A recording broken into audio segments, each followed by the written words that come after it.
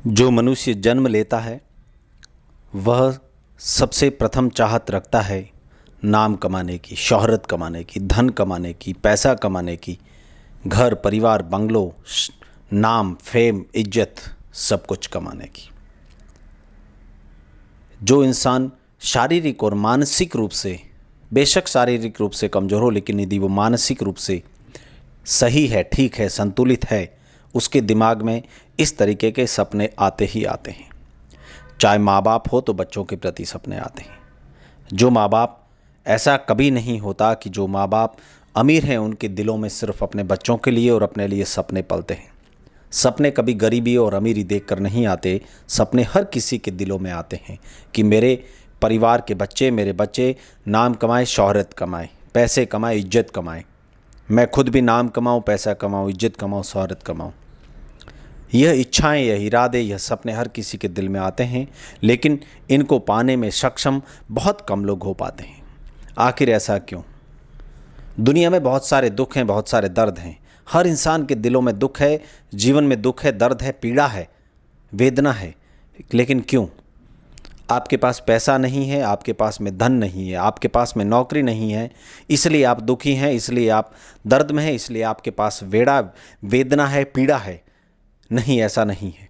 आपके पास पैसा नहीं है इसलिए आप गरीब हैं, यह सरासर झूठ है।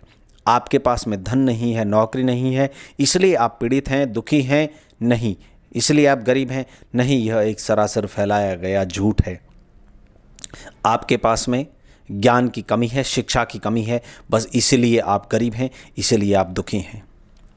शिक्षा का मतलब किताबों की डिग्रियां नहीं। शिक्षा का मतलब अपने दिल के अंदर से उठी हुई एक आगे बढ़ने की, समझदारी की, इंसानियत की, नेक कार्य करने की, नेक कर्म करने की जिज्ञासा, बस वही एक शिक्षा है। और सबसे टॉप में यदि देखा जाए तो हर इंसान के दिल में एक चीज़ वो उठती है कि मैं किसी भी तरीके से एक अच्छा वक्ता बनूं, मेरे संदेश, मेरे विचार मैं दुनिया तक पहुंचाऊं। लेकिन हर इंसान वक्ता नहीं बन पाता। क्यों? ऐसा अक्सर क्यों होता है? ऐसा अक्सर इसलिए होता है कि हमारे अंदर, इंसान के अंदर एक चीज़ नहीं होती है, वह होती है जिज्ञासा, curiosity. You are not curious to know the new things. आपके पास में किताबें पढ़ने की, किसी अच्छे वक्ता को, अच्छे इंसान के विचारों को सुनने की, कुछ नया जानने की, कुछ नया देखकर उसको ऑब्जर्व करने की यह शक्ति आपके अंदर नहीं है। इसलिए आप अपने विचार दुनिया को नहीं दे पाते हो, क्योंकि दुनिया को विचार वही भी इंसान दे पाता है जिसके दिल में विचार है। जिसके पास कुछ होगा वही आगे ट्रांसफ़र करेगा, वही दुनिया को बांटेगा। बहुत सारे लोग जगह जगह, कई तरह के अलग अलग प्लेटफॉर्म्स पे कई सारी भ्रांतियां फैलाते हैं, कई सारे विचार बांटते हैं, कई सारी बातें करते हैं।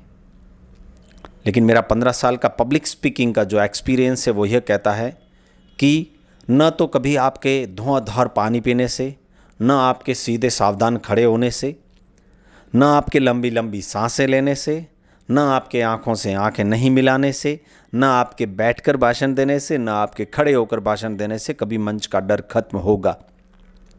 मंच का डर खत्म होता है मात्र 2 बातों से। सिर्फ 2 बातें आपके मंच के डर को छूमंतर करेगी और आपको भाषण में परफेक्ट बना सकती है। सबसे प्रथम, वैसे आगे आगे सीखते जाने पे दुनिया भर की बातें आती, लेकिन सर्वप्रथम जो आपको एक रफ्तार देगी वो 2 चीज़ें हैं। प्रथम चीज़ यह है कि आप शुरुआत करें।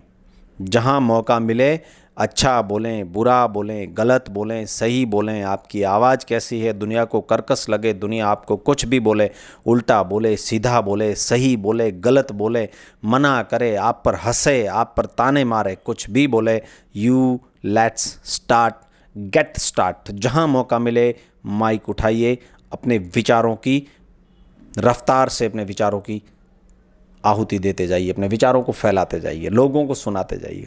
Second thing, start reading. पढ़ना शुरू करें, सुनना शुरू करें, देखना शुरू करें, ऑब्जर्व करना शुरू करें। जहाँ गलतियाँ महसूस होने लगे वहाँ स्वयं में सुधारात्मक प्रवृत्ति लाने का प्रयास करें। ये 2 चीज़ें आज से ही यदि आपने शुरू कर दी, किसी भी स्थिति में आने वाले समय में आप पीछे नहीं हट सकते। आप एक बेहतरीन वक्ता बनकर उभर जाएंगे। फिर आपके लिए मंच संचालन करना, मंच पर बोलना, ये सारी चीज़ें आपके लिए बहुत ही दाएं हाथ का खेल बन जाएगी, बहुत छोटी चीज़ें बन जाएगी। अक्सर बड़े बड़े इंसान होते हैं, पैसों वाले, नाम वाले, शोहरत वाले, वो कभी भी किसी बड़े बड़े मंच पर बैठे होते हैं और उनका जब वक्ता बोलने के लिए एज ए वक्ता के तौर पर जब नाम लेते हैं कि आइए आप भी दो शब्द कहिए, तब बहाने मारने लगते हैं। मैं नहीं बोल पाऊँगा, मेरा अभी समय ठीक नहीं है, मेरा गला ख़राब है, मैं नहीं बोल पाऊँगा, आप बोल दीजिए, मैं बीमार हूँ, मैंने कभी बोला ही नहीं है, मैं घबरा जाता हूँ। इस तरीके की कई सारी मन गढ़ंत बहाने वाली बातें दुनिया को वो वहाँ बैठे बैठे सुनाने लगता है। इसके पीछे का कारण यह है कि सर्वप्रथम तो वह शुरुआत करने से दुनिया क्या कहेगी इस बात से डर रहा है, यह डर उसको सता रहा है, वह शुरुआत नहीं कर पा रहा है। एक बार यदि शुरुआत कर दी तो वह माइक ढूंढेगा बोलने के लिए। सेकंड थिंग, उसको अपने ऊपर स्वयं में विश्वास नहीं है कि मैं वहाँ जाकर क्या बोलूँगा, और विश्वास नहीं होने का कारण कोई घबराहट नहीं, कोई डर नहीं, सिर्फ एक ही है, वह है अज्ञान, अशिक्षा। आप पढ़ते नहीं, लिखते नहीं, सुनते नहीं, दुनिया को ऑब्जर्व करते नहीं, अपने आप में सुधार करने की प्रवृत्ति को आप अपने दिल में जगह नहीं देते। बस यही सबसे बड़ा कारण है कि आपको इनसे पीछे हटना पड़ता है। आज ही इन दो चीज़ों पर काम करना शुरू कर दीजिए। आने वाला समय भी आपका होगा, आने वाला माइक, मंच, सब कुछ आपका होगा। धन्यवाद।